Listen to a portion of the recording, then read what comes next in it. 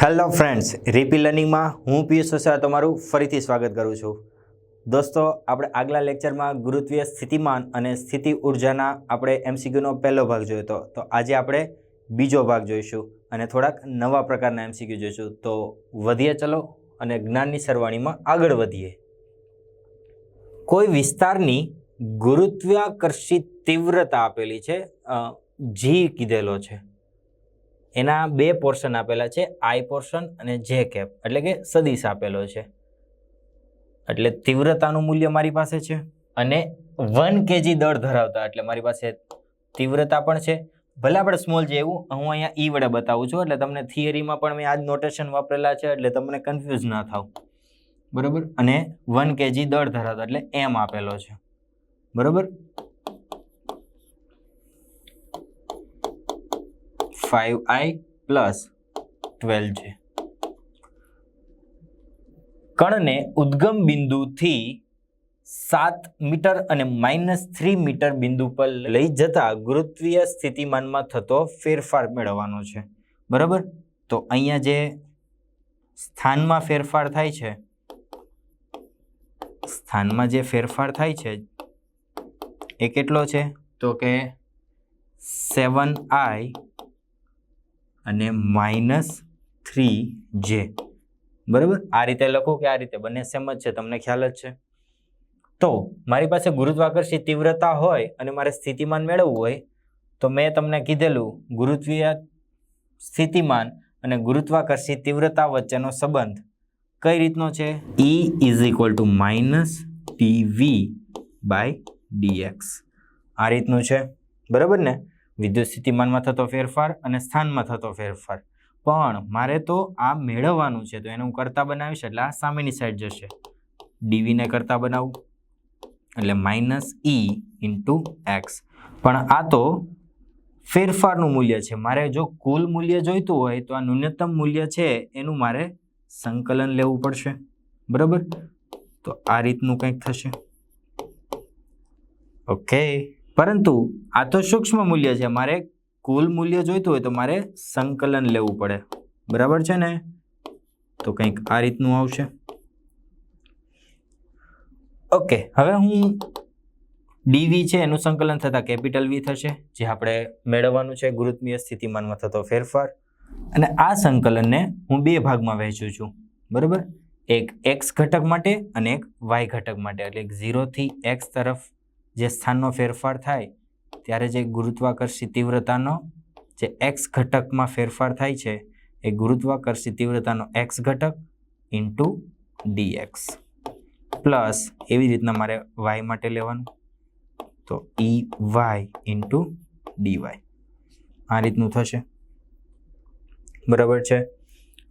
હવે મારી પાસે તો બધી કિંમતો છે જ. હવે આ સંકલન તીવ્રતા અચળ છે એટલે બહાર જશે અને dx નું સંકલન થશે ખાલી x.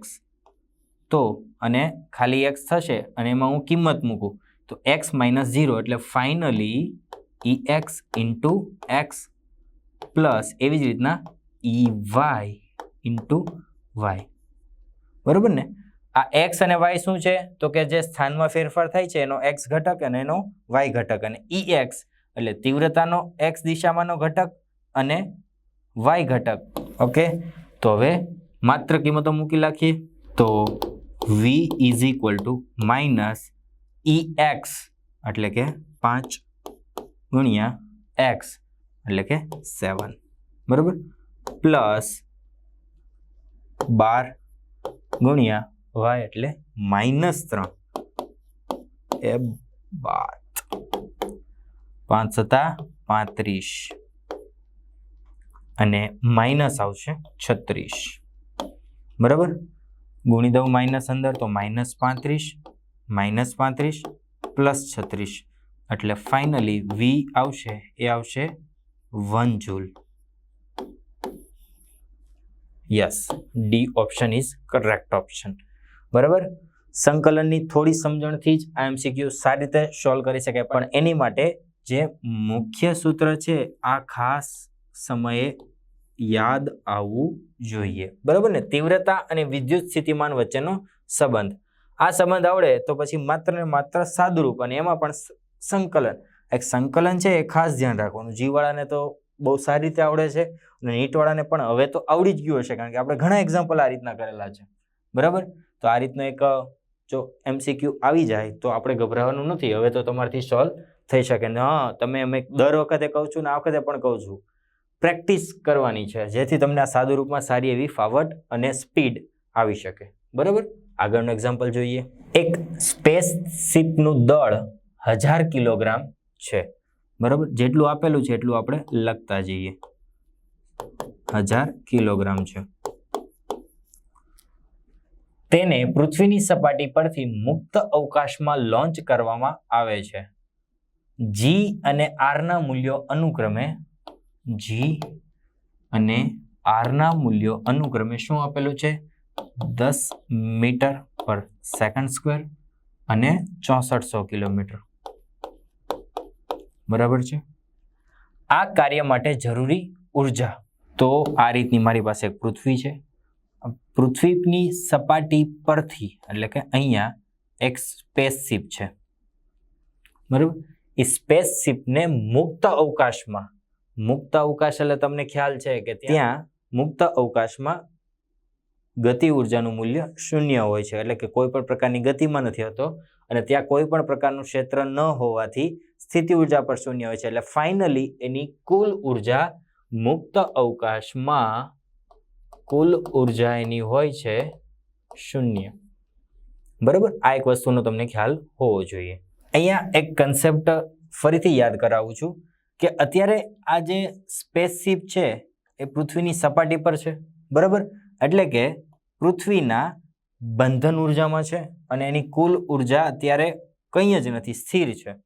બરાબર, હવે મારે એને એટલી ઉર્જા આપવી પડે કે જે બે વચ્ચેનું બંધન છે, એટલે કે બાઇન્ડિંગ એનર્જી છે, એના જેટલી, એનાથી થોડીક વધારે આપો તો પણ વાંધો નહીં, પણ એના જેટલી તો ન્યૂનતમ મારે ઉર્જા આપવી પડે, જેથી શું થાય કે એ પૃથ્વીના બંધનથી મુક્ત થઈ જાય.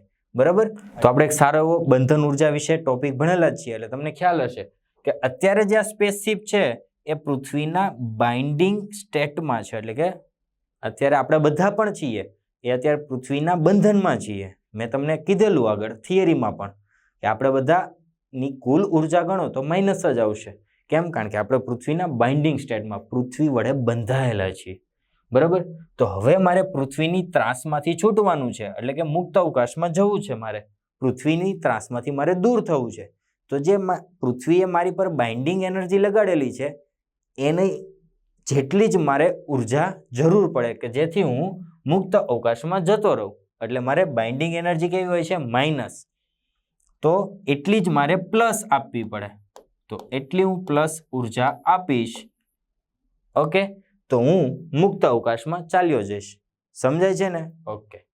R ત્રિજ્યા, તો એ પૃથ્વીની સપાટી જ છે, તો ત્યાં આવશે GMM બાય કેપિટલ R. કોઈ બાત નહીં.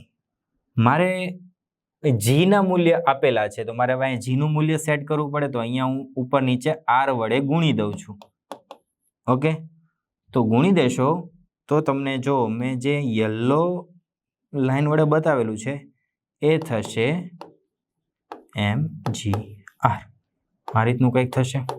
બસ, હવે તો કંઈ જ નથી કરવાનું, ત્રણેયનું મૂલ્ય અહીંયા આપેલું છે, ગુણાકાર કરી દો. પણ મેઇન કન્સેપ્ટ સમજાવવો જોઈએ કે આ સૂત્ર ક્યાંથી આવ્યું, કઈથી આવ્યું, આ સૂત્ર ક્યાંથી આવ્યું, જેની મેં તમને એક્સપ્લેનેશન આપી દીધું છે. બરાબર, તો માત્ર હવે કિંમતો મૂકીએ. E is equal to m 10³ kilogram, G 10 metre per second square અને 6400 કિલોમીટર છે, પણ તો આપણે આ મીટરમાં લીધેલું છે, તો આને 6.4 ગુણ્યા 10⁶.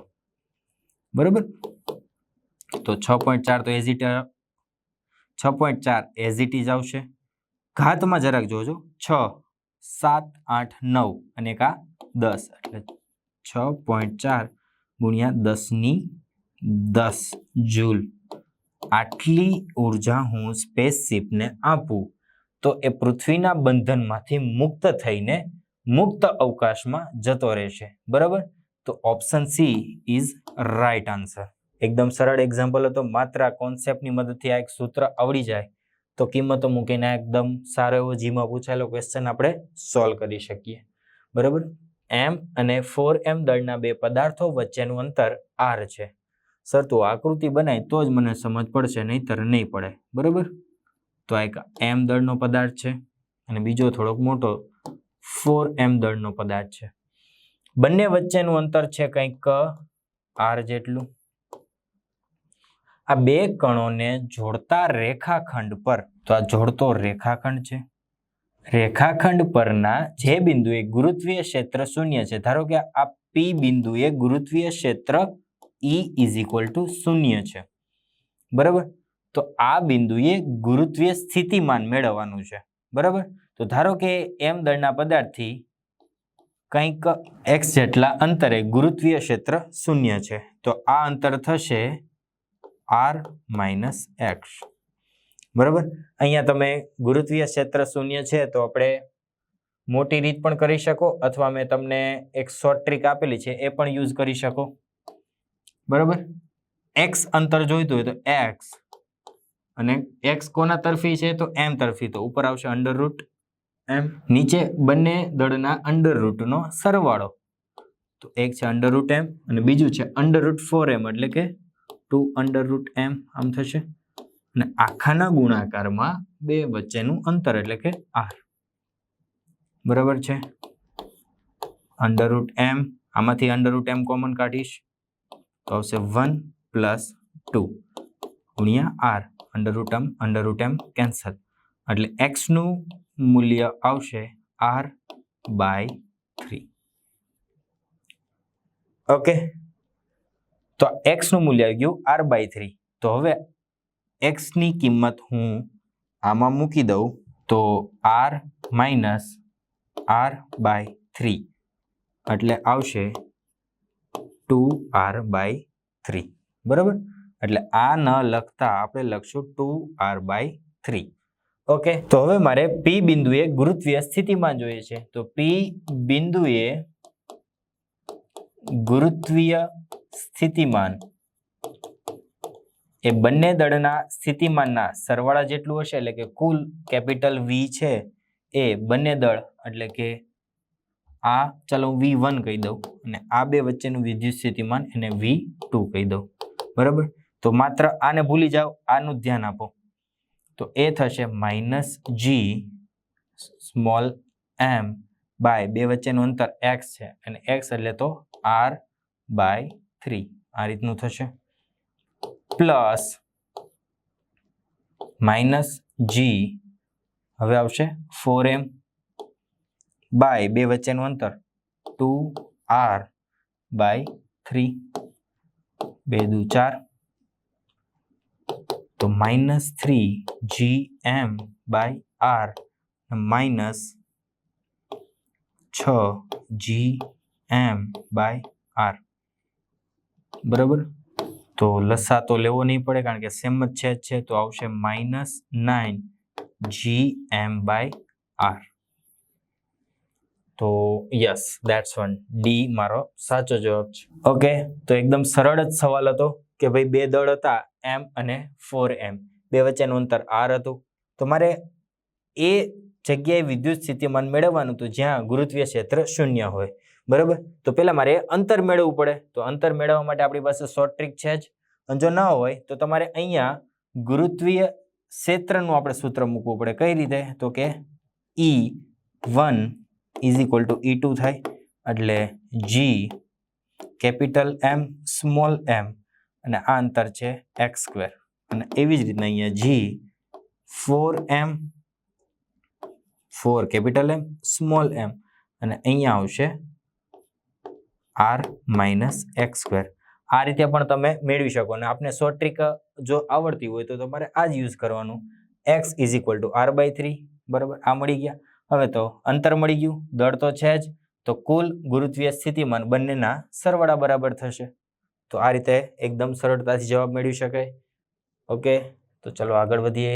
પૃથ્વીની સપાટી પરથી પદાર્થને કેટલા વેગથી ઉધ્વ ફેંકવામાં આવે કે જેથી તે મહત્તમ ઊંચાઈ પૃથ્વીની ત્રિજ્યા જેટલી જ થાય, બરાબર. હવે ધારો કે આ મારી પાસે પૃથ્વી છે, આ સપાટી છે, સપાટી પરથી મારે કોઈક પદાર્થને ઉપર ફેંકવો છે, બરાબર. આ એની ત્રિજ્યા છે, તો આટલી જ ત્રિજ્યા એટલે કે અહીંયા ઊંચાઈ ક્યાંક આવે ત્યાં સુધી મારે એને ફેંકવો હોય તો કેટલા વેગથી ઉધ્વ દિશામાં ફેંકવું પડે. તો અહીંયા એક ભૂલ થવાની શક્યતા એવી આવશે કે મહત્તમ ઊંચાઈનું સૂત્ર તમને ખ્યાલ છે h = v²/2g. આવું તમે સમજો છો.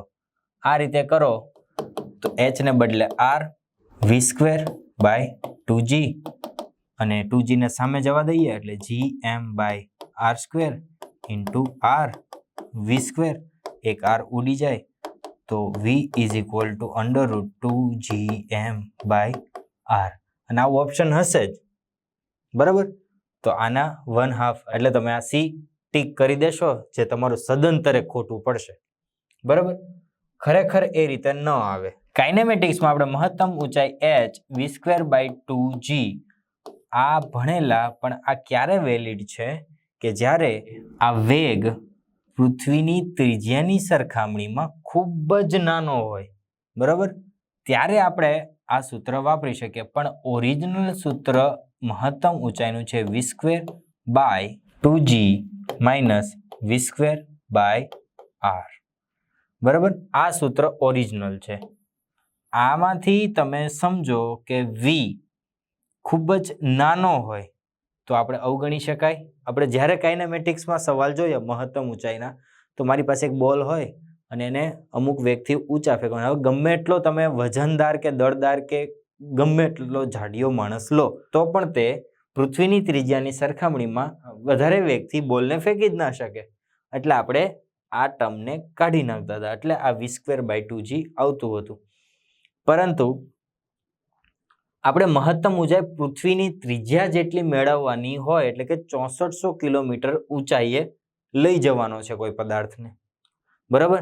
તો ત્યારે જે વેગ હશે એ નાનો તો નહીં જ હોય, બરાબર, મોટો હશે. ત્યારે આ સૂત્ર વાપરવાનું થશે નહીં. જો વાપરશો અને આ ટીક કરીને આવશો એટલે ખોટું, ત્યારે આપણે આ સૂત્ર વાપરવાનું થશે, બરાબર. તો એ જ સૂત્ર વાપરીએ. ચાલો કે છે તો લખીએ સૂત્ર h = v²/2g - v²/r. ઓકે. હવે આમાં આપણે કીધેલું છે કે મહત્તમ ઊંચાઈ પૃથ્વીની ત્રિજ્યા જેટલી થાય. તો મહત્તમ ઊંચાઈ h છે એને હું r કહી દઉં, પૃથ્વીની ત્રિજ્યા જેટલી, v²/2g - v²/r. આ જે છેદ છે તેને હું સામેની તરફ જવા દઉં છું અને r ને અંદર ગુણી દઉં છું, તો બનશે 2g R - v² = v². આ રીતનું થશે. આ -v² સામેની સાઈડ જશે તો 2gr = 2v², 2 કેન્સલ થશે. તો મારી પાસે આવશે v² = gr. ઓકે. પણ એવો કોઈ ઓપ્શન છે નહીં, તો આપણી પાસે લાચારીના કારણે g ની કિંમત મૂકશું આપણે. v² = g ની કિંમત છે મારી પાસે gm/r² × r તો છે જ મારી પાસે, r એક કટ થશે. ફાઇનલી v² = gm/r આવશે. જો સ્ક્વેર કાઢવો હોય તો અંડરરૂટ આવશે, પણ આપણે ઓપ્શનમાં અંડરરૂટ નથી આપેલો, તો gm/√, ને બદલે આપણે 1/2 લખશું. તો કંઈક આવો જવાબ આવે છે. Option A is correct option, બરાબર.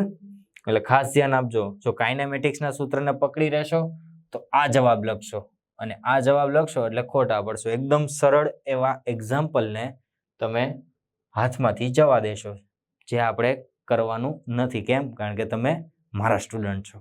ઓકે, સમજાશે? આ સૂત્ર જો તમે આગળ ક્યારેય ન જોયેલું હોય તો ખાસ મોઢે કરવાનું છે. જો નોટ બનાવતા હોય તો એમાં બોક્સ બનાવીને લખાઈ દેજો, બરાબર. અને કોમ્પ્લિકેટેડ નીટમાં ખાસ આ રીતના એક્ઝામ્પલ પૂછાતા હોય છે, કારણ કે નીટમાં બધાને એમ હોય કે કાઇનેમેટિક્સના સૂત્ર કરેલા છે અને ઓપ્શન એક એવો આપશે જ, જેમ મેં તમને પહેલા જ કરાવવાનું કારણ એ હતું કે આ ઓપ્શન બધા જ 95% લોકો કરીને આવશે જ, પણ તમારે કરવાનો નથી.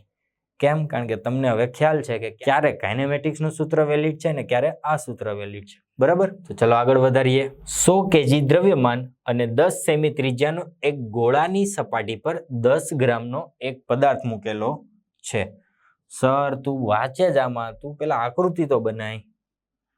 તો ચાલો ભાઈ તે કીધું એટલે બનાવી દઉં છું કે ભાઈ 100 કેજીનો દ્રવ્યમાન ધરાવતો એક પદાર્થ છે અને એની ત્રિજ્યા છે 10 સેમી. આ ગોળાની સપાટી પર 10 ગ્રામનો આવો એક પદાર્થ મૂકેલો છે. હવે આ પદાર્થને ગોળાથી ઘણે દૂર લઈ જવા માટે ચલો અહીંયા ક્યાંક લઈ જવો છે મારે, તો ગુરુત્વાકર્ષણ બળ વિરુદ્ધ કરવું પડતું કાર્ય કેટલું થાય? તો આવા વખતે તમને એક વ્યાખ્યા આવડતી હોવી જોઈએ સ્થિતિ ઉર્જાની કે ભાઈ અનંત અંતરથી આપેલા બિંદુ સુધી પદાર્થને લાવવા માટે ગુરુત્વાકર્ષી બળ વિરુદ્ધ કરવા પડતા કાર્યને સ્થિતિ ઉર્જા કહેવાય છે. બરાબર? તો એ જ રીતનું છે પણ થોડીક ઊંધી વ્યાખ્યા છે કે ભાઈ સપાટી પરનો એક બિંદુએ રાખેલો પદાર્થ છે તેને હું અનંત અંતરે લઈ જાઉં છું ત્યારે ગુરુત્વાકર્ષી બળ વિરુદ્ધ કરવું પડતું કાર્ય છે એને હું શું કહીશ? સ્થિતિ ઉર્જા. ઓકે, એટલે આવા કાર્યને એવું પૂછેલું હોય તો બહુ ગભરાવાનું નહીં. આપને ખ્યાલ છે કે ભાઈ અનંત અંતરેથી કોઈ એક દળ ધરાવતા પદાર્થને આપેલા બિંદુ સુધી લાવવા માટે ગુરુત્વાકર્ષણ બળ વિરુદ્ધ કરવું પડતું કાર્ય એને જ આપણે સ્થિતિ ઉર્જા કહીએ છીએ. બરાબર? તો અમારે કાર્ય મેળવવું છે અને મેં થિયરીમાં પણ બતાવેલું છે. Delta you is equal two W લખી શકાય. બરાબર છે? ઓકે, પણ મારે ડબલ્યુ નથી, મારે ડેલ્ટા યુનું કામ છે. તો હું ડેલ્ટા યુ મેળવીશ એ જ ડબલ્યુ છે તો મારો જવાબ શું હશે? ડેલ્ટા યુ હશે એ જ મારો જવાબ હશે. બરાબર? કારણ કે delta you is equal two W કાર્ય, અને કાર્ય આપણે મેળવવાનું છે તો ડેલ્ટા યુ મેળવી દઉં તો મને મારો જવાબ મળી જશે. ડેલ્ટા યુ એટલે સ્થિતિ ઉર્જામાં થતો ફેરફાર. તો પ્રારંભિક સ્થિતિ એ ક્યાં હતો? તો કે ગોળાની સપાટી પર. ત્યારબાદ આપણે એ 10 ગ્રામ દળ ધરાવતા પદાર્થને આપણે અનંત અંતરે ધરાવતા પદાર્થને આપણે ગોળાથી ઘણે દૂર લઈ ગયા કે જ્યાં અંતિમ સ્થિતિ છે અને અંતિમ સ્થિતિએ ગતિ ઉર્જા 0 બને અને કોઈ પણ પ્રકારનું ક્ષેત્ર ન હોવાને કારણે સ્થિતિ ઉર્જાનું પણ મૂલ્ય 0 બને. બરાબર? કારણ કે ઘણે દૂર છે એટલે સમજી લો ને અનંત અંતરે જ છે. તો સ્થિતિ ઉર્જા, અંતિમ સ્થિતિ ઉર્જા કે જેને હું કહી દઉં U2 એ 0 બનશે કારણ કે ઘણે દૂર છે. બરાબર? તો પ્રારંભિક એ કેટલું છે? એ ભાઈ પ્રારંભિક સ્થિતિએ તો U1 ઇઝ ઇક્વલ ટુ પ્રારંભિક સ્થિતિ અહીંયા હતું તો તમને સ્થિતિ ઉર્જાનું સૂત્ર ખ્યાલ જ છે -G ગોળાનું દ્રવ્યમાન કેપિટલ M કહી દઉં છું. બરાબર? અને આ દળનું દ્રવ્યમાન સ્મોલ m કહી દઉં છું. છેદમાં અંતર એ ત્રિજ્યા r કહી દઉં છું. બરાબર? કિંમતો આપને શું છે એ તમને ખ્યાલ જ હોવી જોઈએ. તો તફાવત એ આના જેટલો થશે કારણ કે પછી તો 0 છે એટલે આ જે મૂલ્ય બનશે એ મૂલ્ય મારે ડાયરેક્ટ જવાબ જ છે એટલે કે ડેલ્ટા યુ જ છે. તો -G capital M small m by r. તો હવે માત્ર કિંમતો મૂકીને સાદુરૂપ આપશું. 6.67 ગુણ્યા 10⁻11 જીની કિંમત. કેપિટલ M એટલે ગોળાનું દળ 100 kg એટલે 10⁻2.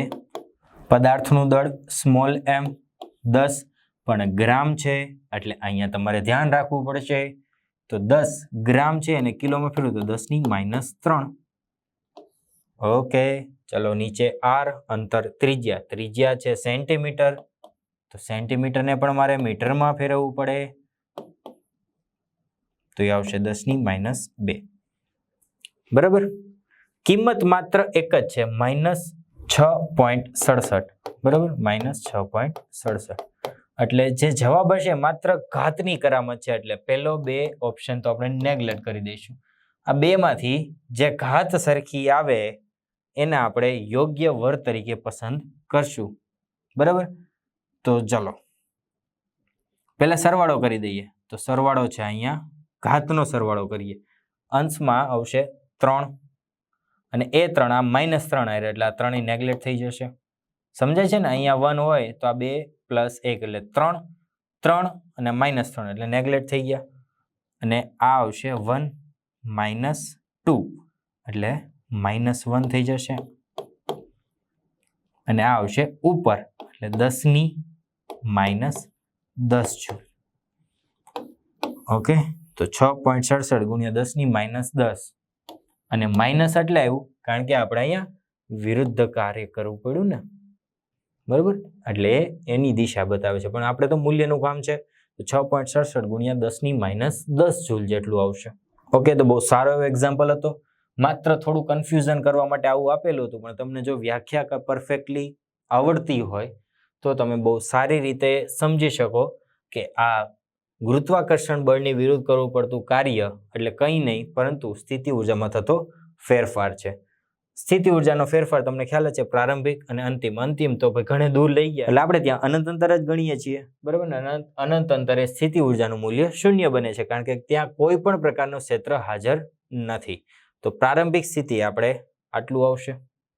ત્યારબાદ આપણે માત્ર કિંમત અને ઘાત અહીંયા કન્વર્ઝન કરવામાં જો ભૂલ કરી ગયા ને તો બહુ નાની એવી મિસ્ટેક તમારા રિઝલ્ટ પર ઇફેક્ટ કરી શકે. બરાબર, એટલે હું તમને અવારનવાર કહેતો હોઉં છું કે તમારે આ ઘાત કન્વર્ઝન જાતે જ કરવાનો પ્રયત્ન કરવાનો. બરાબર, અને પ્રેક્ટિસ કરજો. બરાબર, સારી રીતે.